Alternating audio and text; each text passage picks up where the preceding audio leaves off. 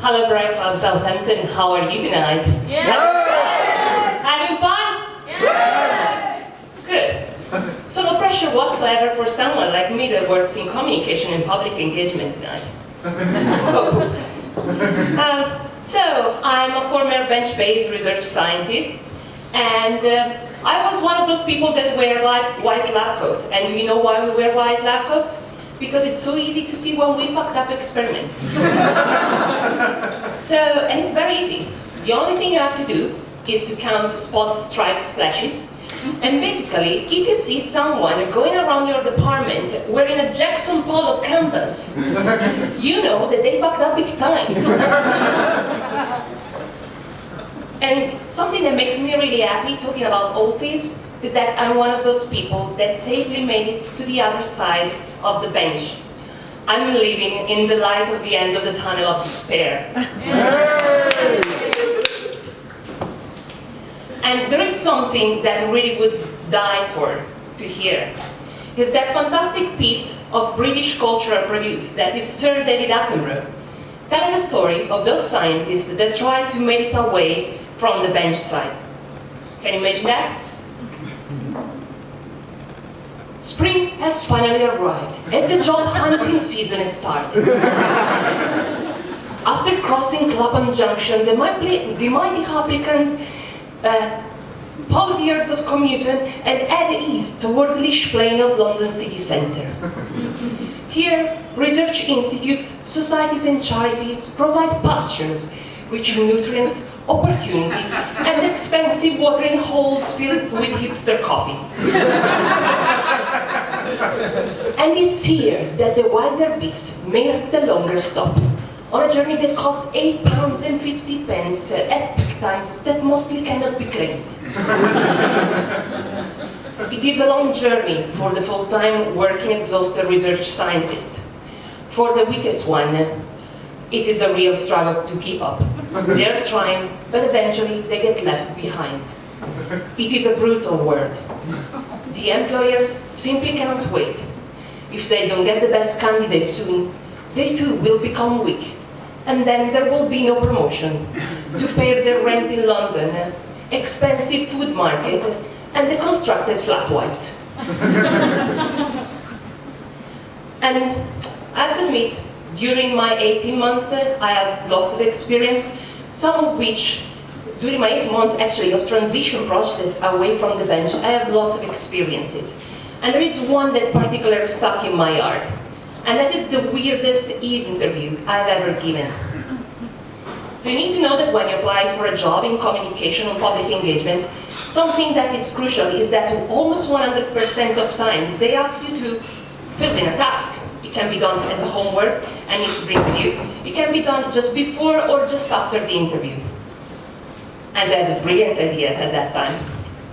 It was bold, it was juicy, just the way I like them.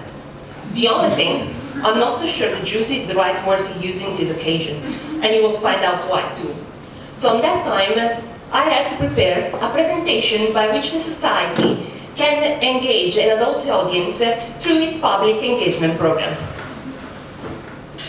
But I didn't count for one thing. When I entered the room, the interviewers didn't give me even a single second to get prepared, to get acquainted, to just introduce myself, so they sort of get used to my style. And they asked me to load my presentation straight away. And literally, since you know what you have done home, nothing can prepare you for that. So this is what pop-ups on a 3 × 2 meters wall basically took a full wall on the projector screen. And that was my introductory slide, my first impression, my dress to impress.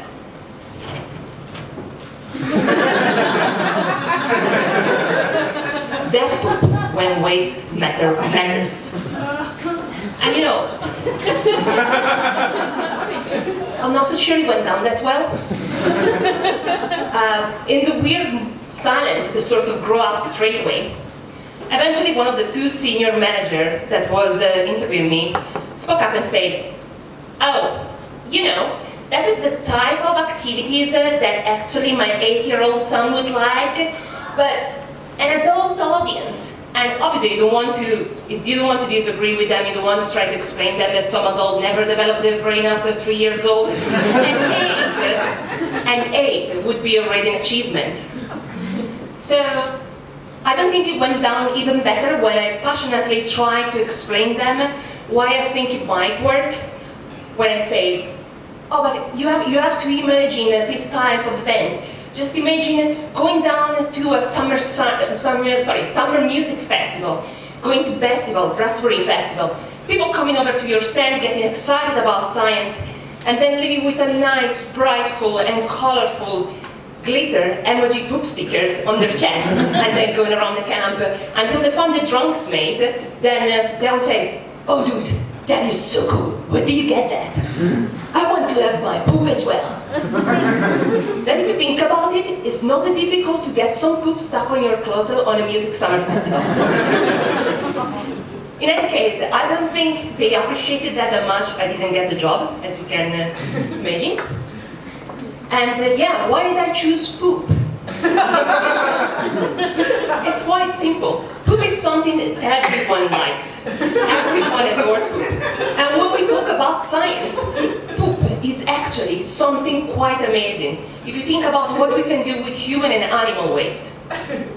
For example, since lots of centuries ago, humans have learned how to learn about diseases by checking the color and checking the consistency of it. But they've also learned, for example, that with poop we can create energy, and we can run, maybe in one day, entire factories out of poop creating biofuels. Something else. I think everyone here knows that you can use poop as a fertilizer. I think it's quite a common thought, right? Yeah. Have you ever pooped in your plant pots at home or in the office? No? No one? Okay, so that's my bad. I thought it was a thing. Anyway, there is something else. One day we will be able to eat poop when we feel sick in order to get better.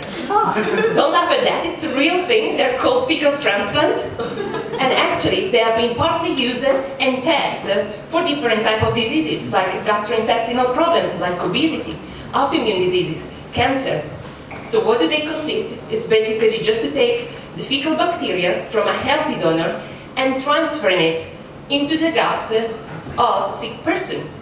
And this person can start feeling better because this bacteria, what they do, they recover the population in the guts that has been compromised. And it makes a real difference for treatments. And if you think about it, it gives it a completely different twist, sound, and meaning to the word eating crap. In any case, this is me, Southampton. Have a lovely rest of the night.